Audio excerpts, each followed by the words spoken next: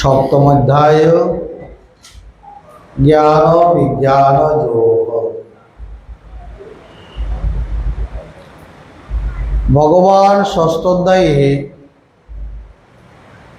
সকলের জন্য একটি অন্তিম সংবাদ দিয়েছেন, অর্থাৎ মানব জীবনে আমাদের কি হতে হবে।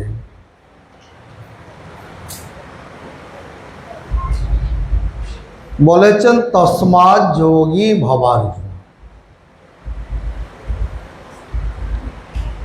তুমি যোগী হও, হে অর্জুন তুমি যোগী হও।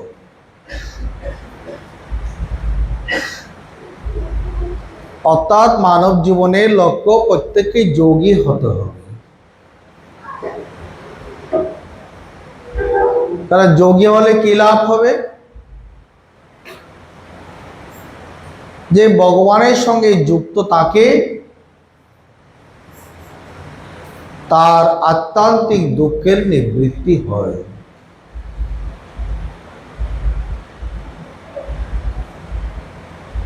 তো কেউ যদি প্রশ্ন করেন আমরা লেখাপড়া করছি ডাক্তার ইঞ্জিনিয়ার হব না, এটা গৌণ,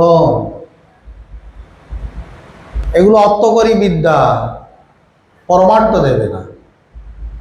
জীবন পরিচালনার জন্য এগুলো প্রয়োজন, আধ্যাত্মিক প্রয়োজন হলো যোগী হওয়া।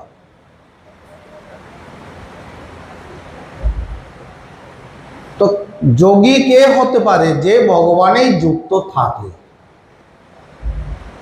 তো ভগবানকে সেটা যদি না জানি যুক্ত হব কি করে? সেই জন্য ভগবানের স্বরূপ পরিচয় করিয়ে দেওয়ার জন্য সপ্তম অধ্যায়ের অবতারণা। জ্ঞান বিজ্ঞান যোগ, জ্ঞান জানা, বিজ্ঞান বিশেষভাবে জানা। কাকে জানবো? জাগতিক কোনো বিদ্যা নয়, জাগতিক সমস্ত বিদ্যা অপরা বিদ্যা। যেই বিদ্যার দ্বারা ভগবানকে জানা যায় সেটাই হচ্ছে পরাবিদ্যা, ব্রহ্মবিদ্যা, যোগ বিদ্যা। তো ভগবানকে জানা এবং ভগবানকে অনুভব করা, শাস্ত্র মুখে, গুরু মুখে, সৎসঙ্গে ভগবানকে, কে ভগবান আমরা হয়তো জানতে পারি সহজে। একটা কথাই আমরা সবাই বলি, যিনি সৃষ্টি করেছেন, যিনি পালন করছেন, যিনি সংহার করছেন, তিনি ভগবান।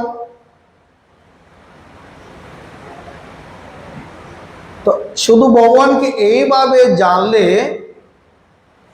জানার যে ফল সেটা লাভ হবে না, বলে বিশেষভাবে জানতে হবে। বিশেষভাবে জানা মানে ভগবানকে তপস্যা করে তাকে অনুভব করা, দর্শন করা।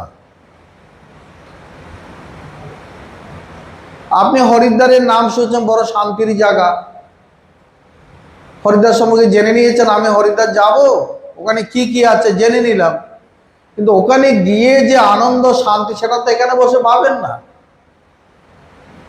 ওখানে যেতে হবে। তো হিমালয়ের হিমেল হাওয়া, গঙ্গার শীতল জল, নানা তীর্থস্থান দর্শন, ব্রহ্মকুণ্ডে স্নান, সাধু দর্শন, সাধু সঙ্গ, এখানে বসে এগুলো পাবেন। তো আমি এখানে জানলাম, ওই জানার ফল আমার অনুভবে নাই বিদায়, ওই জানার কোনো অনুভূতি আমার নাই, কোনো ফলও হবে না। তো আমাকে হরিদ্বার সম্পর্কে জানতে হলে হরিদ্বার যেতে হবে, শান্তি প্রাপ্ত হলে সেখানেই যেতে হবে। সেইরূপ ভগবানের সঙ্গে যুক্ত হয়ে যে যোগী হতে পেরেছেন, সেই ভগবানকে বিশেষভাবে জেনে জীবনে শান্তি লাভ করেছেন। তো কিভাবে শান্তি লাভ হয়? প্রথমেই বলেছে মায়া সক্ত মনা পার্থ যোগান যুঞ্জন মদাশ্রয় অসংশয়ং সমগ্রং মাং যথা জ্ঞাস্যসি তৎশৃণু। তুমি আমাতে আসক্ত হয়ে, আমাময় জীবন হয়ে, আমাকে আশ্রয় করে ধ্যান করে যেভাবে আমাকে জানতে পারবে তাহা তুমি শ্রবণ করো। মায়াসক্ত মানে ভগবানের তপস্যা করতে হবে, যোগী হতে হলে তপস্যা করতে। তপস্যা মানে কি? তন্ময় হয়ে যাও। সেখানে অন্য কোনো কিছু আর মনের মধ্যে ভাসবে না, না কোনো কামনা বাসনা, না কোনো ধন দৌলতের কথা, না স্ত্রী পুত্রের কথা, না পরিবার পরিজনের কথা। মায়াসক্ত এমন ভাবে ভগবানের তন্ময় হয়ে যেতে হবে, সেখানে অন্য কিছু ভাবনা আসতে পারবে না। ওটাই তপস্যা। তপস্যা মানে তন্ময় হয়ে যাওয়া, তাতে লীন হয়ে যাওয়া। বলে কি রূপ? ভ্রমর যে রূপ পদ্মফুলে বসে মধু পান করতে মাতোয়ারা হয়ে পদ্মের পাপক্রিয়া যে বন্ধ হয়ে যাবে সেই জ্ঞানটুকু তার নেই। তিনি মধুপানে এমন মাতোয়ারা হয়ে গেছেন, দিবারাত্রির হোশ নেই। সূর্য অস্ত গেলে যে পদ্মের পাপড়ি বন্ধ হয়ে যাবে সেটা জানা সত্ত্বেও হুঁশ নেই। ওইভাবে তন্ময় হয়ে যাওয়া, এটার নাম হলো মায়াসক্ত। আমাতে আসক্ত, এমন ভাবে আসক্তির টান, এমন ভাবে আকর্ষণ থাকবে, ভগবান আসতে বাধ্য হবে। সেইভাবে যারা তপস্যা করেছেন, ভগবান আসক্ত হয়েছেন, মধু পানরত মধুপের মতো, তারাই ভগবানকে অনুভব করতে পেরেছেন। ঠিক আছে, ভগবানের জন্য আমি তপস্যা করব, আমি কোন পথে তপস্যা করব? বলে মদাশ্রয়। ভগবান বলে দিয়েছেন, তুমি ইচ্ছা মতো একটা মার্গ অবলম্বন করলে হবে না, ইচ্ছা মতো একটা পথ অবলম্বন করলে হবে না। মদাশ্রয়, আমার আশ্রয়ে, আমার আশ্রয় মানে ভগবানের আশ্রয়ে। ভগবান কি কি পথে, কোন কোন পথে তপস্যা করলে লাভ করা যায়, তাহা গুরুর নিকট হতে জানতে হবে। আমি যোগ পথে যাব না, জ্ঞান পথে যাব না, ভক্তি পথে যাব, শাক্ত পথে যাব না, শৈব পথে যাব না, তন্ত্র পথে যাব। ভগবানের অনন্ত রূপ, অনন্ত পথ আছে। তো ভগবানকে বাদ দিয়ে কোনো পথ হবে না। শাস্ত্র সম্মত ভাবে, শাস্ত্র বিধিমত ভাবে ভগবানের যে কোনো একটা রূপকে অবলম্বন করে, হয় অবতার রূপ, দেব দেবতার রূপ, কিংবা গুরু রূপ, কিংবা কোনো মহর্ষি রূপ, যথা অভিমত ধ্যানাদ ভাব, আপনার যেটা রুচি হয়, একটা পথকে অবলম্বন করে তপস্যা করতে হবে। তপস্যাটা কি? বলে যোগং ঝুনঝুন, যোগ সাধনা, যুক্ত থাকার সাধনা। সেটা কি? বলে ধারণা, ধ্যান, সমাধি, অভ্যাস। ভগবানকে হৃদয়ে ধারণা করা, ভগবানের স্বরূপে, সাকারের স্বরূপে ধ্যান করা, এবং ভগবানের সাথে অভিন্ন হয়ে যাওয়া।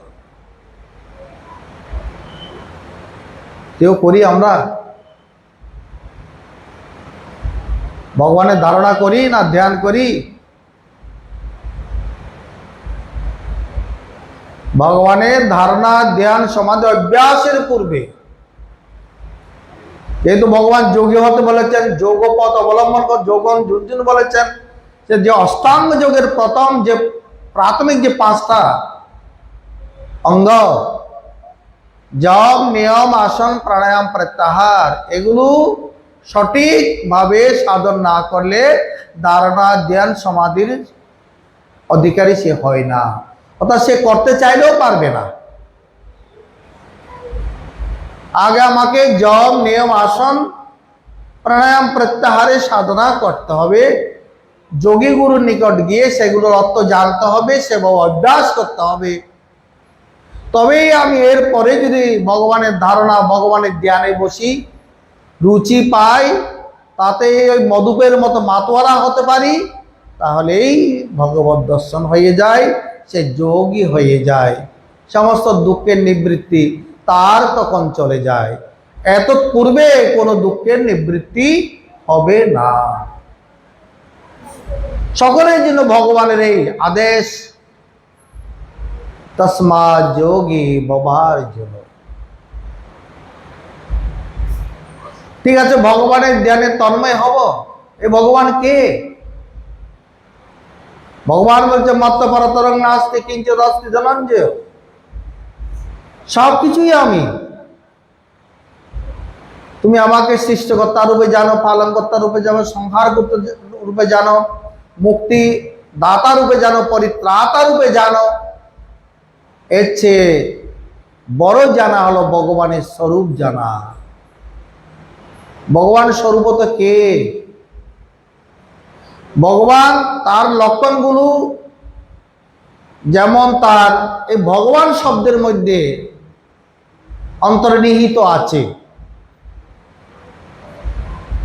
মানে ভগবান, ভ মানে ভূমি, যিনি এই ভূমি সৃষ্টি করেছেন। গ মানে গগন, আকাশ সৃষ্টি করেছেন। ব মানে বায়ু, যিনি সৃষ্টি করেছেন। আ মানে আকাশ, যিনি সৃষ্টি করেছেন। ন মানে নীর, যিনি সৃষ্টি করেছেন। আগুন, আ মানে আগুন। এই পাঁচটি ভূত, প্রথম যে পঞ্চভূত, যার থেকে আমাদের সকলের সৃষ্টি, সেই জন্য বলা হয় ভগবান সৃষ্টিকর্তা। এটা হলো তার এই কার্য দেখে ভগবানকে দেখা, ভগবানকে চেনা। কোনো বালককে দেখলে যেমন আপনার মনে পড়ে যে বালকের একজন পিতা আছে, পিতার কার্য হলো পুত্র, পুত্রকে দেখে পিতা আছে এটা আমরা নিশ্চিত হতে পারি।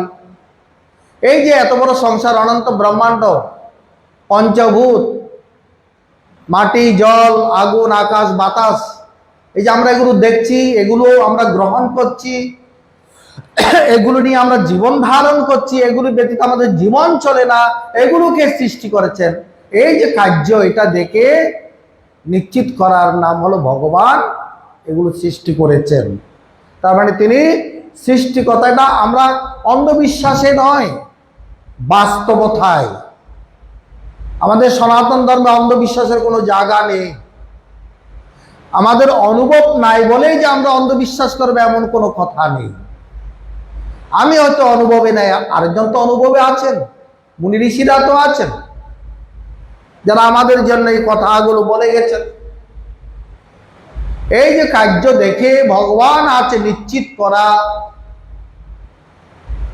এবং তার সঙ্গে যুক্ত, তার একটা রূপকে অবলম্বন করে যুক্ত হওয়া সাধনা।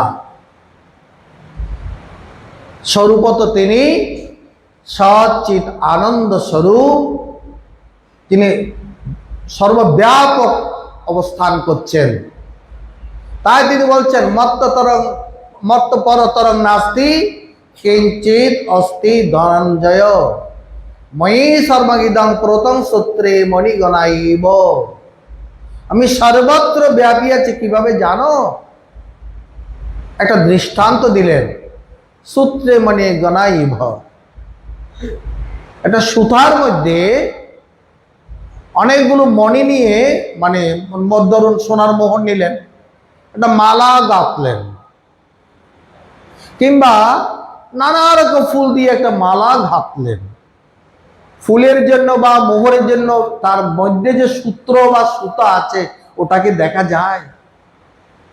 অত সূত্র না থাকলে এই সুন্দর মালাটা গঠিত হতে পারে না।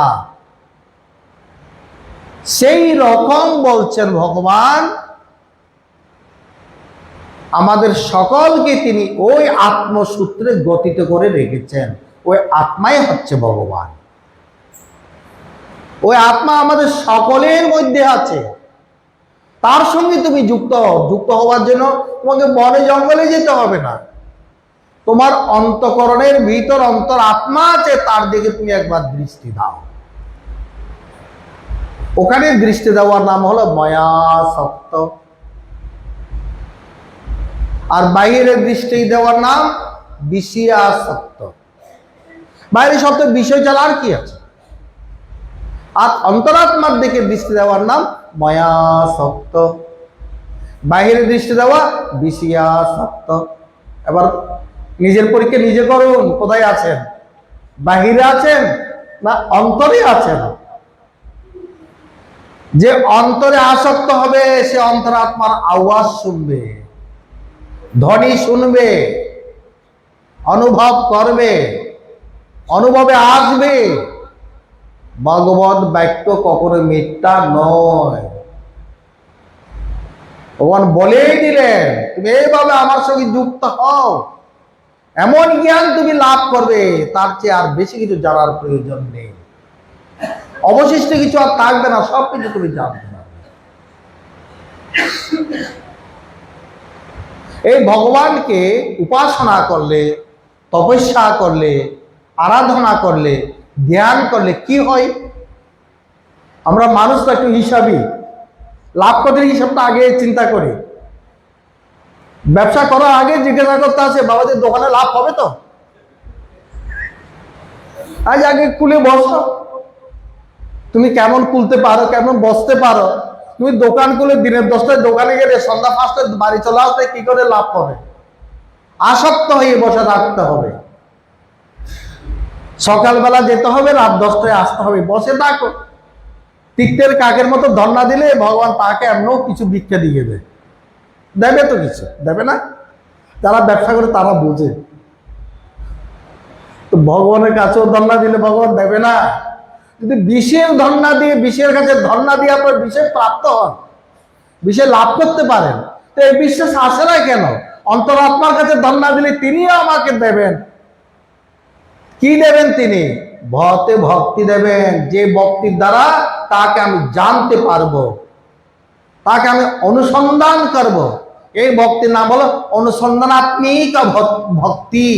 ভগবানকে অনুসন্ধান করব যে ভক্তি, তাকে বলা হয় অনুসন্ধানাত্মিক ভক্তি। সস্বরূপ অনুসন্ধান ভক্তি রিক্ত বিধীয়তে আচার্য শঙ্কর বলে গেছেন। এই ভক্তিটা তিনি দেবেন। আসলে আমি কে, মূলত আমি কে, ভগবান কে, সর্বদা আমি কে, এই যে অনুসন্ধান, এটা আসলে ভক্তি। এই যে আমরা এখানে সৎসঙ্গে বসে পাঠ করছি, পাঠ শুনছি, প্রার্থনা করছি, ওই ভক্তিকে লাভ করার জন্য এগুলো গৌণভক্তি। এগুলো যে প্রয়োজন নেই তা নয়, এগুলোর মাধ্যমে যেতে হবে ওইখানে। এগুলো করতে করতে করতে করতে যখন আমাদের অধিক পুণ্য হবে, পুণ্যের সংস্কার হবে, তখন আমাদের অনুসন্ধান আত্মিকা ভক্তির জাগ্রত হবে। যতক্ষণ পর্যন্ত আত্মার অনুসন্ধান করছি না, ওই ভক্তি এখন আমাদের কাছে আসে নাই। ভক্তিমান বলে নিজেকে পরিচয় দিতে পারবো না। তাহলে ভগবানকে তপস্যা আরাধনা করলে, ভগবানের তপস্যা করলে ভগবান কি দেন? অনুসন্ধান আত্মিকে ভতে ভক্তি দেন। ভগবান, ওই ভগবানের মধ্যে সবকিছু। গতে তিনি জ্ঞান দেন, যে জ্ঞানের কথা ভগবান বলছেন, জ্ঞান বিজ্ঞান সব দেবেন। গীতার কথা, দদামি বুদ্ধি যোগম তং জ্ঞানমাম উপয়ান্তি। যে আমার ভক্তি করে তাকে আমি জ্ঞান, আত্মজ্ঞান দান করি তাকে। তাই ভগবান জ্ঞান দেন। ভগবানকে উপাসনা করলে ভগবান জ্ঞান দান করেন। ওই বহির্মুখী তপস্যা করলে হবে না, অন্তরাত্মাতেই যুক্ত হতে হবে, মায়াসক্ত রূপ ভক্তি হতে হবে, তবেই তিনি জ্ঞান দান করবেন। ভগবান বা বিবেক দেবেন, বৈরাগ্য দেবেন। আমার বিচার বুদ্ধি, আমার বৈরাগ্য, ঈশ্বরের প্রতি অনুরাগ এবং ভোগের প্রতি অনাসক্ত ভাব তিনি দান করবেন। বিবেক বৈরাগ্য জাগ্রত করে দেবেন তিনি। আর কি দেন? যে আনন্দের জন্য হন্য হয়ে আমরা বিষয়ের পিছনে ছুটছি, মানে আনন্দ, পরমানন্দ তিনি দান করবেন। বিষয় ভোগ করার পিছনে যে বিষয় আনন্দ ভোগ করছেন, তার পিছনে একটা জ্বালা আছে। ভগবানের আনন্দ প্রাপ্ত হলে তার পিছনে আর কোনো জ্বালা নেই। বিষয়েতে সুখ যাহা, দুঃখের কারণ তাহা, হয় যাই তাকে না সে সব, তাই জানি জ্ঞানীজন তাতে নাই রত হন, ক্ষণস্থায়ী বিষয় বৈব। তো ভগবান কোন আনন্দ দান করে? বলে ব্রহ্মানন্দ, পরম সুখদম, যে আনন্দ সুখ দান করে, সে আনন্দ তিনি আমাকে, তপস্বীকে, যোগীকে, জ্ঞানীকে, ভক্তকে দান করবেন। আর কি? ঠিক আছে, ইহকালে আনন্দ প্রাপ্ত হলাম, মানে নিত্য পদে আপনার স্থিতি হবে। আপনি যখন দেহত্যাগ করবেন, ইহলীলা সম্বরণ করবেন, আপনি পরম পদে স্থিত হয়ে পরমানন্দে অবস্থান করবে। মানে শাশ্বত পদে আপনার স্থান হবে, যেটা গীতা অষ্টাদশ অধ্যায়ে ভগবান বলেছেন, তমেব শরণং গচ্ছ সর্বভাবেন ভারত। তুমি তার শরণে চলে যাও। তৎপ্রসাদাৎ পরাং শান্তি স্থানং স্থানং প্রাপ্স্যসি শাশ্বতম। ওই শাশ্বত পদে আপনার স্থান হবে। এ হলো ভগবানকে ভক্তি করলে ভগবান ভক্তি, জ্ঞান, আনন্দ, বিবেক, বৈরাগ্য, নিত্য পদে স্থিতি। এরপরও ভগবানকে ভক্তি করবেন না তো বলবেন আমার ভক্তি না করলে কি এখানে এমনি এমনি এসেছি নাকি? এখানে কি শুধু লুচি আর বুক দিকে এসেছি? হ্যাঁ, লুচি বুক দিতে অসুবিধে নেই, কিন্তু আসক্ত হতে হবে, মায়া আসক্ত। আমাদের আসক্ত হও, ওই সাধনা আমাদেরকে করতে হবে। আচ্ছা, এতে কিছু জানার পরও ভগবানের মতি হয় না কেন আমাদের? মায়া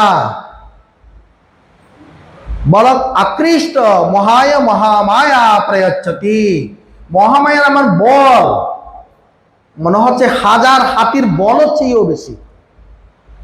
একটা হাতির বল না, সহস্র হাতির যে শক্তি, তার চেয়ে সহস্র গুণ বেশি মায়ার শক্তি।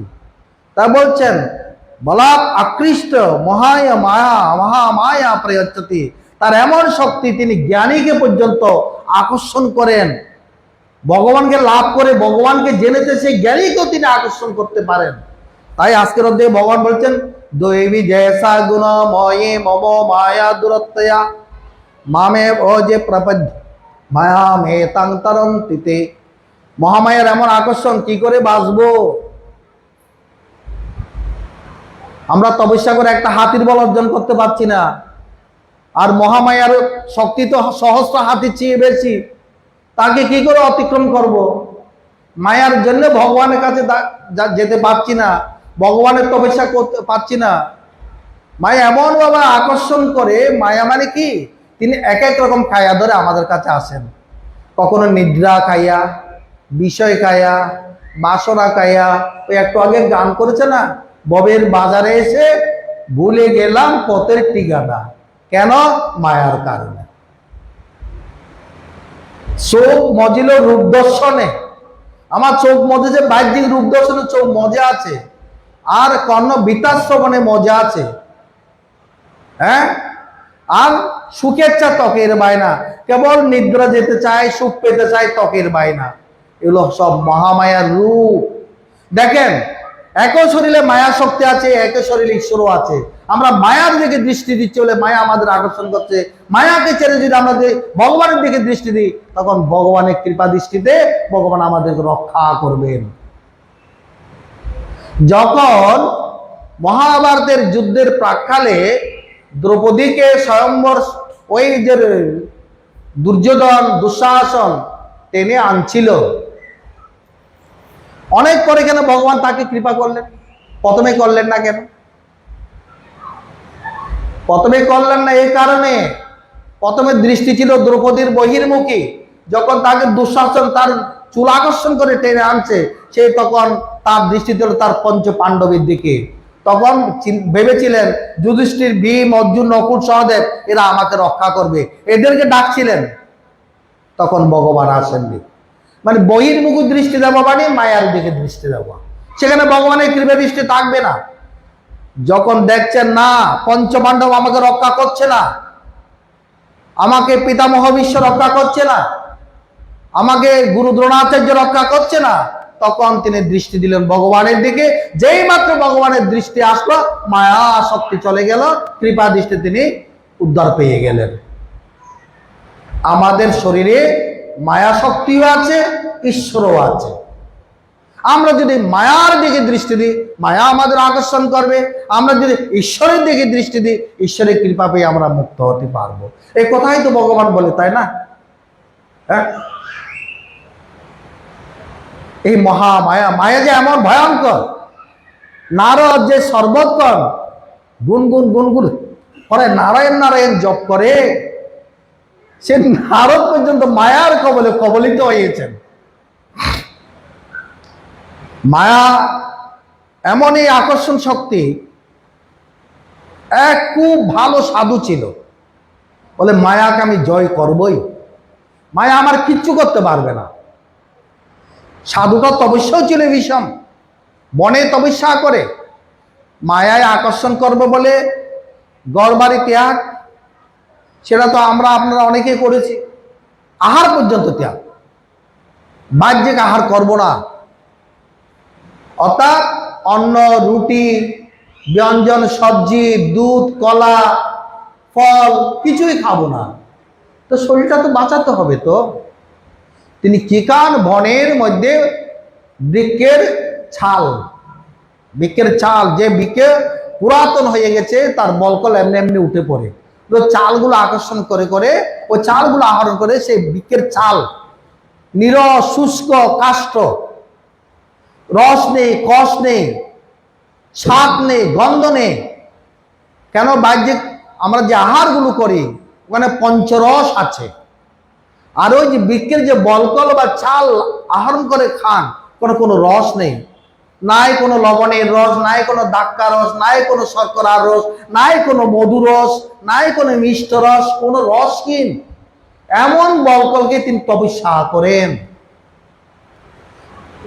মহামায়া ভাবছেন এই তো আমাকে হটাই দিচ্ছে, তাকে একবার পরীক্ষা করি, এই পরীক্ষা যদি জয় হয় সে ঈশ্বরের কৃপা নিশ্চয়ই লাভ করবে।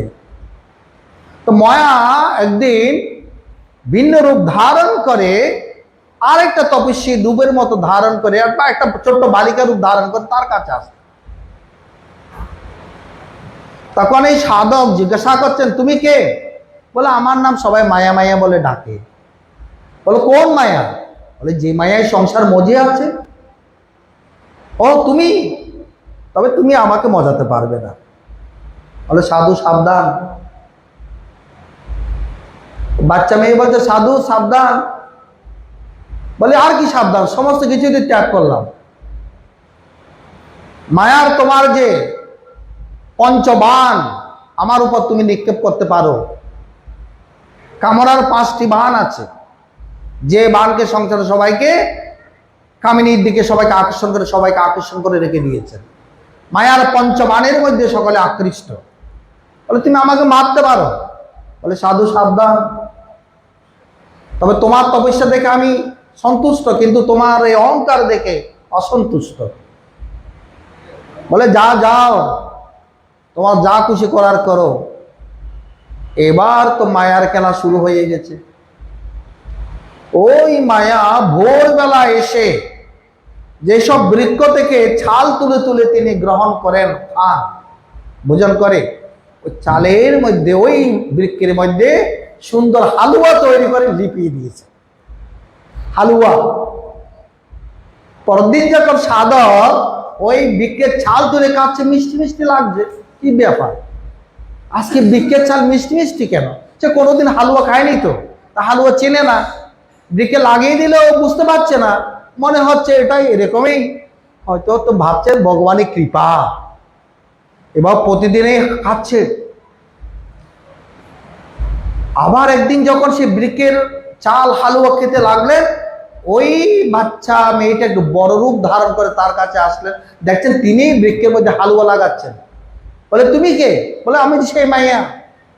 ও তুমি তাহলে আমার জন্য সুস্বাদু খাবার প্রত্যেকদিন এখানে গাছের মধ্যে লেপন করে যাও। বলে তাই তো করি, তোমার এমন কষ্ট তো আমি সইতে পারি না, তোমার কষ্ট দেখে আমার বড় কষ্ট হয়, তাই আমি বৃক্ষের মধ্যে তোমার জন্য সুস্বাদু হালুয়া তৈরি করে বৃক্ষের ছালের উপর দিই, যাতে তুমি ছালের সাথে একটু হালুয়াকে জীবনটা ধারণ করতে পারো। যতই হালুয়া খাচ্ছে, বাহ্য বস্তু গ্রহণ করছে, তার মধ্যে কাম ক্রোধ লোভ গ্রো করছে, জাগ্রত হচ্ছে। অনেকদিন যেদিন থেকে হালুয়া খাওয়া শুরু করে দিয়েছেন, এ হলো পার্থিব স্বাদের দুর্পরিণাম। সন্ন্যাসী বাবা বলেছেন পার্থিব স্বাদে যে আনে না না না, তার নাম সাধনা। আর আমরা মাছ মাংস বক্ষণে ব্যস্ত, আমাদের কি সাধনা হবে? একটু হালুয়াকে সাধক টিকতে পারছেন না। যেদিন থেকে তিনি হালুয়া খাওয়া শুরু করে দিয়েছেন, কাম ক্রোধ লোভ গ্রো করতে শুরু করে দিয়েছেন। তা আজকে তিনি প্রচুর কামনা, তার মধ্যে বাচ্চা বালিকাকে দর্শন করলেন। বলে তোমাকে তো আমার বেশ ভালো লাগে, তুমি যদি নিত্য আমার এখানে থাকতে তো আমার তো কষ্ট করে এখানে হালুয়া খেতে হতো না, তুমি তৈরি করে দিলে খেতাম। বলে না, আমার যে মা আছে, মায়ের বারণ আছে কোনো পুরুষের সাথে এভাবে থাকা যাবে না। বলে কি করলে থাকা যাবে? বলে মা বলেছেন যে পুরুষ আমার স্বামী হবে সে আমার পিঠের উপর বসে, সে তার পিঠে বসে আমাকে মায়ের কাছে যেতে হবে। বলে আমি রাজি। সে তখন গোড়ার মতো করে 4 পায়ে হাঁটতে লাগলো, তার উপর মায়া বসে গেল। বলে এবার চলো। চলতে চলতে মাঝে দেখ একটা ব্যত্রাঘাত করে, সাধু কেমন? সাধু সাবধান হয়েছে তো? সাধু কেমন? এ হলো মহামায়ার প্রভাব। যেন বলাকাকৃষ্ট মহামায়া প্রয়চ্ছতি দৈবীরে গুণময়ী মম মায়া দূরত্রয়া। এ মায়াকে অতিক্রম করা অত সহজ নয়। বলে কারা অতিক্রম করতে পারে? কর্মযোগে আমাকে লাভ করে যারা দুস্তরা মায়ার মার্গ পার পায়, তারা শরণাগত হবে। শরণাগত হতে হবে। ভগবান তোর মার মায়া থেকে তুমি যদি মুক্ত না করো, তোমার দিকে দৃষ্টি দেব কি করে? যার জন্য মহামায়ার পূজার আয়োজন করতে হয়। মহামায়া তিনি যেমন কামনা দায়িনী, তিনি আবার মুক্তিও দায়িনী। তিনি শুভঙ্করী, তিনি ভয়ঙ্করী। যখন আমরা মায়ার মধ্যে থাকে, তিনি ভয়ঙ্কর মায়ার রূপ ধারণ করে আমাদের নাকানি চুবানি খাওয়ান। আর যখন তার শরণাগত হয়ে যায়, তখন তিনি আমার শুভঙ্কর পথ দান করেন। তার মা কামদা, তিনি কামনা বাসনা পূরণ করে, আবার মোক্ষদা, তিনি আমার মুক্তিও দান করেন। মহামায়ার কাছে সেই জন্য সুরত রাজা কামনা করেছেন, রাজ্য চেয়েছেন, রাজ্যপদ পেয়েছেন, রাজপদ পেয়েছেন, সমাধি বৈশ্য মুক্তি দিয়েছেন, মুক্তি পেয়েছেন। মা সবকিছু দান করেন, কিন্তু আমাদের চাওয়া পাওয়ার উপর নির্ভর করে আমি কি চাই। আমি কি মায়ার মধ্যে থাকতে চাই, মায়ার যন্ত্রণা ভোগ করতে চাই, না মায়ার যন্ত্রণা থেকে নিষ্কৃতি পেতে চাই? তাই গীতায় বলছেন জরা মরণ মোক্ষায় মামা স্থিতি যতন্তি। যারা জরা মরণ বুঝেছেন, জরা বার্ধক্য বুঝেছেন, ব্যাধির যন্ত্রণা বুঝেছেন, জরার যন্ত্রণা বুঝেছেন, বৃদ্ধ হয়ে গেলে হাতের লাঠি কাঁপে, 1 গ্লাস জল ঠিক মতো পান করতে পারে না, বাথরুমে যেতে পারে না, কার উপর নির্ভরশীল হতে হয়, কত গঞ্জনা, কত যাদের ঘরে এসব রোগী আছে তারা জানে মা বাবার অবস্থা কি কষ্ট। তারা বৃদ্ধ হলে জরাজীর্ণ শরীরের মধ্যে আসবে। এই জীবন সকলের চিরকাল থাকবে না। জরা আসবে, বার্ধক্য আসবে, যন্ত্রণা আসবে। এই জন্য যারা ভগবান আশ্রয় গ্রহণ করে তারাই একমাত্র ব্রহ্মপথ লাভ করতে পারে। তাই ভগবান বলছেন জরা মরণ মোক্ষায় মামা স্থিতি যতন্তি। যারা জরা মরণ হইতে মুক্তি পাওয়ার জন্য আমার আশ্রয় গ্রহণ করে, তারা কর্ম কি, অধ্যাত্ম কি, ব্রহ্ম কি তারা জানতে পারে। কিরকম, কিভাবে শরণ নেবে, শরণাগতের রূপ কিরকম? বলছে ব্যাকুল হয়ে ভগবানকে ডাকতে হবে। ভগবানকে চায়, যন্ত্রণা থেকে মুক্তি পেতে চায়, এটা প্রার্থনা করতে হবে। এক রাজার সে বাসনা হলো, তিনি সংসার যন্ত্রণা থেকে মুক্তি পেতে চান। কে তাকে পথ দেখাবে? অনেক সাধু সন্ন্যাসীকে আশ্রয়ে গেলেন, কিন্তু কারো আদেশ উপদেশ তার মনোভূত হলো না। শেষ পর্যন্ত এক সাধুর শরণাপন্ন হলেন, দেখে ভালো লাগলো। সঙ্গে সঙ্গে তিনি কোনো উত্তর না দিয়ে সাধুবাবু বলেন, হে রাজন, আগামীকাল আপনার দরবার আমি যাব, সে প্রশ্ন উত্তর সেখানে দেব।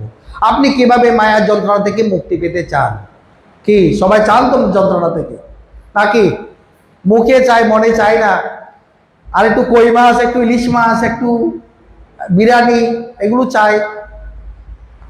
এগুলো চাইলে তো আর মায়া থেকে মুক্তি পাবে না। এগুলো সব মায়ার রূপ।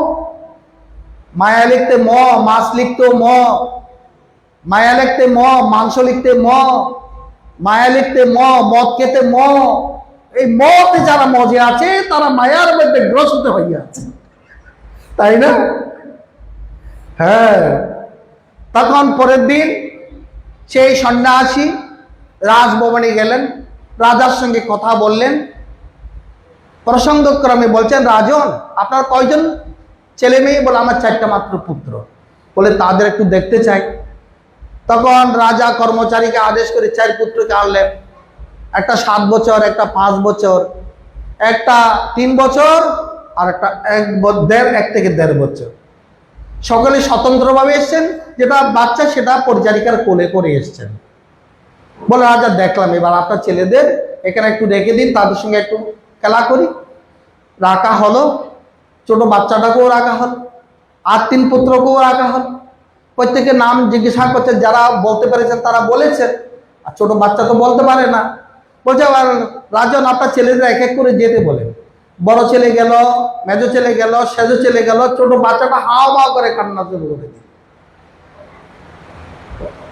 বলে, রাজন এ খাচ্ছে কেন? বলে, সে পরিচারিকা ছাড়া থাকতে পারে না, সারাক্ষণ তার কোলে থাকে, তার কোলে ঘুমায়, তার কোলে খায়, তার কোলেই তাকে স্নান করায়। ওই পরিচারিকায় তার মা, আসল মা না হলো সেটা তার সেবিকা মা। ও তাই? তাহলে তাকে ডাক দিন, সে বাচ্চাটাকে নিয়ে যাক। এবার সন্ন্যাসী বলছে, রাজের এবার আমি আসি। বলে, আমার প্রশ্নের উত্তর? বলে, হয়ে গেছে তো, এতক্ষণ তো আপনার প্রশ্নেরই উত্তর দিচ্ছিলাম। বলে, আমি কিচ্ছু বুঝি নাই। বলে, রাজন একটু খেয়াল করুন, 4 পুত্র এখানে আসলো, এক এক করে 3 জন গেল, শেষের জন কান্না শুরু করে দিল। কেন? তাকে যে দেখাশোনা করে তার কাছে যাওয়ার জন্য। তা আমাদেরকে দেখাশোনা কে করে?